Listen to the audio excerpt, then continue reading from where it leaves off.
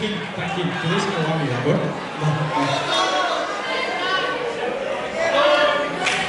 ¿Para qué? ¿Qué Bueno, hacemos? ¿qué paréis la gasolina? De la gasolina una mitad de ella, ¿no? Bueno, algo conceptual. Despacito. Venga, va. Vale, despacito.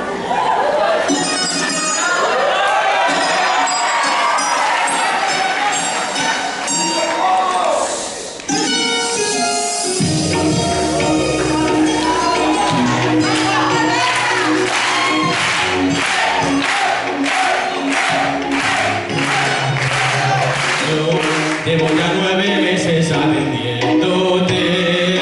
No me amargues la hora, por favor. Yo me he vuelto a perder el patio esperándote, pero el Señor no apareció. Sabes que de mí no puedo darte más. Si es que a mí tu clase se me da fatal. Mi trabajo nunca llegará a su fruto.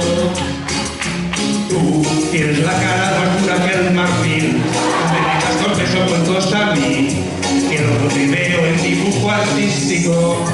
Te lo pido, te amenaza, por favor, te lo pido. No te cuesta nada poner un 5. Si ahora cuando me voy a ir a ciclo. Te repito, no voy a probarte, yo te lo repito. Y además ya me conozco los de ciclos, y luego te veo en dibujo artístico. No me puedes hacer esto, no me lo merezco. Me he esforzado hasta la muerte, pero no he tenido suerte.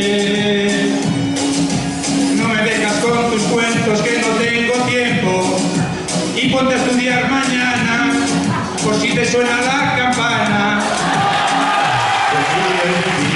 Haz el día 5, ponme ese 5. Y te juro que ahora mismo yo te invito hasta un porrito. Repito, lo repito, no te lo pongo. Y puedes guardarte el gorro, que yo estoy de ti hasta el gorro.